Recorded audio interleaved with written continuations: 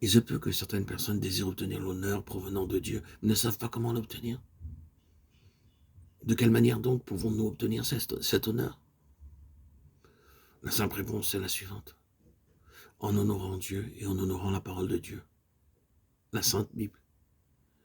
Dans 1 Samuel 2,30, nous lisons comment un prophète alla vers Élie, le sacrificateur, en disant « Voici ce que Dieu l'Éternel dit, le Dieu d'Israël. Car j'honorerai celui qui m'honore, mais eux qui me méprisent seront méprisés. » De quelle manière honorerons-nous Dieu?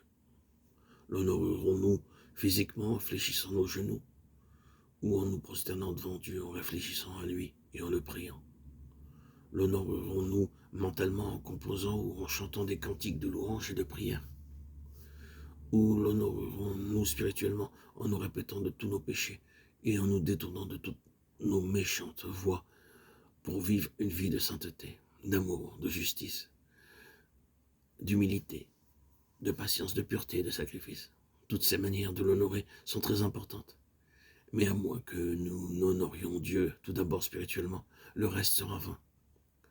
Le Seigneur Jésus dit, si donc tu présentes ton offrande et que là tu te souviennes que ton frère a quelque chose contre toi, laisse là ton offrande devant l'autel et va d'abord te réconcilier avec ton frère. Puis viens présenter ton offrande. Matthieu 5, 23, 24. Dieu est saint, semblable à un feu dévorant. Hébreux 12, 29. Et si vous désirez l'honorer, vous devez le faire spirituellement, en menant une vie sainte en toute droiture. Je vous dis ces choses de par ma propre expérience. Je me suis repenti de tous mes péchés à l'âge de 25 ans. Nous vous demandons humblement de vous repentir aujourd'hui et de confesser à Dieu tous vos péchés sans essayer de vous excuser d'aucune manière. La Sainte Bible affirme, si nous confessons nos péchés, il est fidèle et juste pour nous les pardonner et pour nous purifier de toute iniquité. 1 Jean 1,9. Ceux qui cachent ses transgressions ne prospèrent point, mais celui qui les avoue et les délaisse obtient miséricorde. Proverbe 18, 13. Deuxièmement, nous recevons et nous recevrons l'honneur de Dieu si nous honorons sa parole. Tout comme les Juifs de Bérée, lesquels il est écrit qu'ils avaient des sentiments plus nobles que ceux de Thessalonique.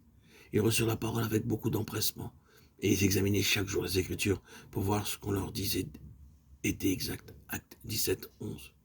Ces Béréens étaient plus nobles et par conséquent plus honorables parce qu'ils sondaient les Saintes Écritures et qu'ils ne s'opposèrent pas aveuglement et violemment à la parole de Dieu comme les Thessaloniciens.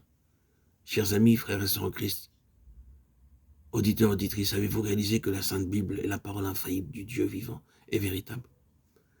Elle est semblable à une sainte étoile, une lampe qui brille dans un lieu obscur.